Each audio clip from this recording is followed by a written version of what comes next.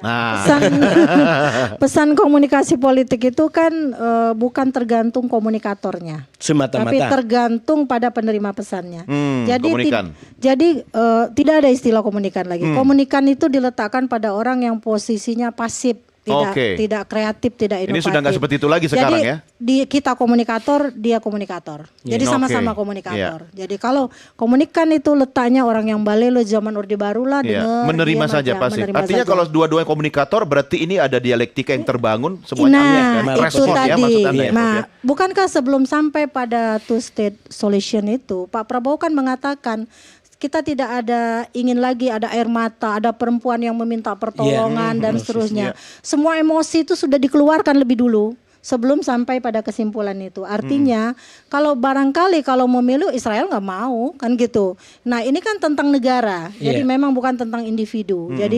Jadi di negara Indonesia ini ada dua kelompok, yang satu menginginkan bener deh Israel pokoknya di bumi hanguskan Israelnya, bukan Palestinanya.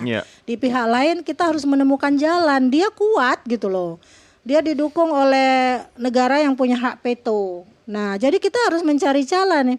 Ibarat orang bernegosiasi kan, teknik-teknik negosiasi kan harus digunakan. Bila perlu merayu dia dulu, seperti kita datang ke sebuah hotel. Mas mau kamar yang nomor berapa? Kamar ini ada ininya, ini nggak boleh ngerokok. Padahal dia perokok berat. Gimana solusinya? Ditaruhlah di lantai 4 yang semuanya ada perokok. Nah seperti itulah. Jadi ada teknik negosiasi yang digunakan, yang disampaikan secara langsung kepada Israelnya pada pertemuan yang berbeda barangkali. Tapi di pertemuan itu di forum internasional didengar seluruh dunia.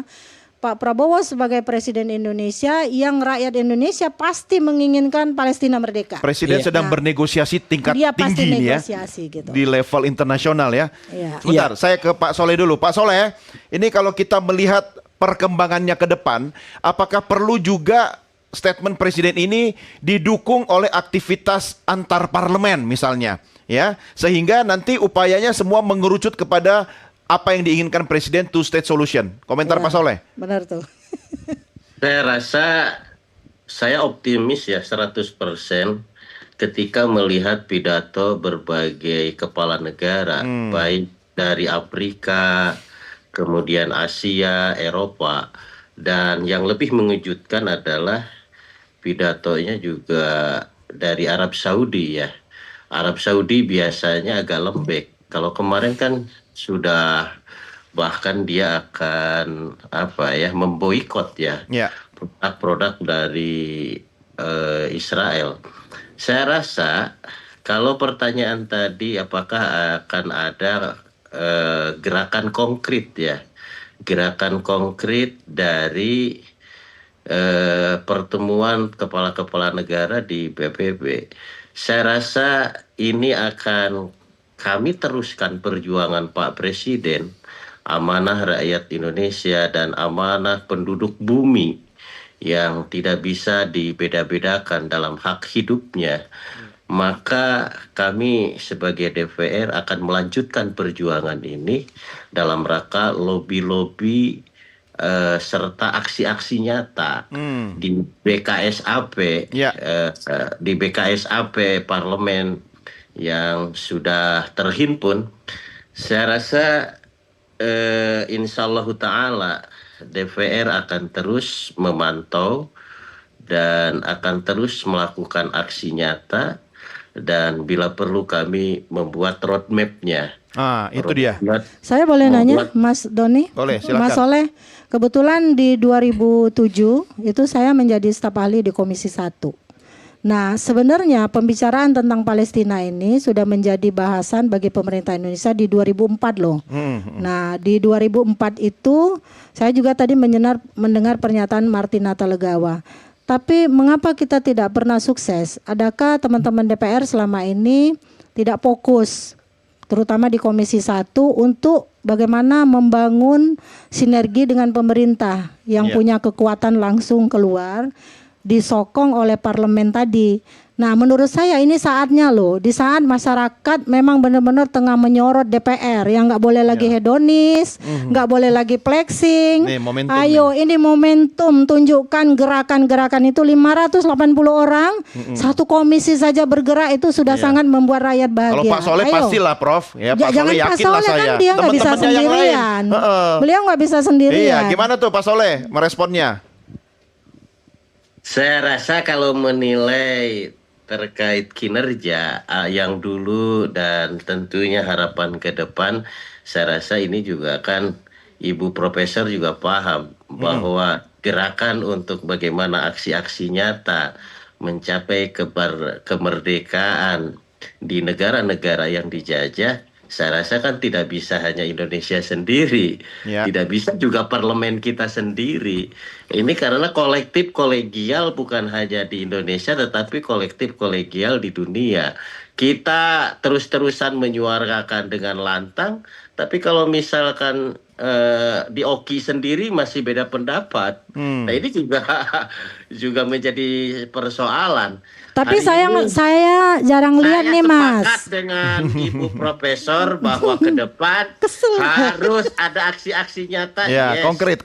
Kalau misalkan menilai pekerjaan yang ke belakang, ini Nah, juga saya tidak kan bisa teman-teman di DPR punya memberikan komentar. medsos. Sekarang saatnya gunakan medsos tuh untuk kepentingan yang lebih produktif sesuai dengan peran kerja dan keterwakilannya itu. Menurut saya itu Oke, pesan saya. itu masukan ya Pak Soleh ya. Tapi saya Terima kasih masukannya, terima kasih masukannya. Tapi jangan mengabaikan juga geopolitik internasional. Oke, ini yang mau saya tanya ke Mas Gitu Hasib, dong. ya Ya. kan kaitannya dengan geopolitik internasional. Tapi bagaimana kita bisa memastikan bahwa situasi itu tidak akan berubah? Ini kan pasti apa ya istilahnya? Tidak ada yang pasti kalau bicara peta geopolitik selain ketidakpastian itu sendiri. Ya. Bagaimana menjawab itu? Ya, memang dibutuhkan langkah-langkah taktis yang untuk memaintain, untuk menjaga pencapaian 22 dan 23. 22 itu adalah pencapaian Palestina karena Oke. negara badai pengakuan kemerdekaan Palestina karena begitu banyak. 23 adalah pencapaian Indonesia atau Pak Presiden Prabowo ketika menyampaikan ini sebenarnya tanpa sadar loh kalau kita amatin dari 3 pertemuan itu ada satu hal yang menurut saya besar Apa itu? yaitu Pak Prabowo telah menjadi kayak semacam bintang baru. Iya, new star ya. Iya, itu orang jarang bicara. Trump sudah menyatakan itu gitu kan. Iya. Jadi ini kenapa? Nah, lagi-lagi Pak Prabowo kalau sendiri tidak akan menjadi siapa-siapa. Beliau menjadi diperhatikan karena katakanlah kebangsaan, pengalaman Indonesia yang ada. Nah, Ya, itu karena yang dia menurut membawa saya bangsa Indonesia. Tapi menariknya juga Mas Hasib, seketika Presiden menyampaikan pidato itu, kita juga merasa Indonesia ada. benar. Ya kan di kancah internasional Kan, gitu kan. modalnya tadi udah dibahas dari pidato. Kan ini semuanya dari pidato. Iya, gitu. iya, Dan iya. pidatonya itu sudah sedemikian rupa pembukaan dan dipungkasi dengan realitas kemajemukan tadi kan. Dan itu kerukunan global yang cukup menginspirasi bagi masyarakat. Iya. Nah, oleh karena itu menurut saya kembali ke pertanyaan Mas Doni tadi, bagaimana cara menjaga ini semua? Yang pertama harus dijaga oleh Presiden dan katakanlah DPR bagaimana posisi istimewa Indonesia ini. Karena kenapa dia bisa jadi bintang baru? Loh, yang lain-lain kan sudah biasa Trump. Dia udah biasa dengan Raja Qatar, Iya. biasa dengan Raja Arab Saudi, ada mau juga satu sama lain, ada bisnis. Kalau mungkin masyarakatnya ya biasa aja ketemu. Lah ini presiden, coba Indonesia baru diambang disampaikan. Diambang kita akan menjadi lumbung dunia. Belum menjadi. Nah artinya apa? Sederet pekerjaan itu yang pertama tadi nyambung ke nasional kita. Berbagai macam mungkin keresahan masyarakat, kekurangan sekarang harus menjadi kesadaran untuk diperkuat sehingga yang awalnya diambang menjadi kenyataan, menjadi era yang sudah kita alami. Ya. Dan yang kedua, jangan lupa untuk menjaga sekali lagi demokrasi. Karena kalau dibandingkan dengan negara-negara lain yang membuat Indonesia ini betul-betul istimewa, ya karena demokrasinya. Kalau dari negara-negara Arab di Timur Tengah itu masih menjadi persoalan. Bukan demokrasi, demokrasi. Ya, saya tidak berani menggunakan istilah lebih karena saya orang sana gitu ya.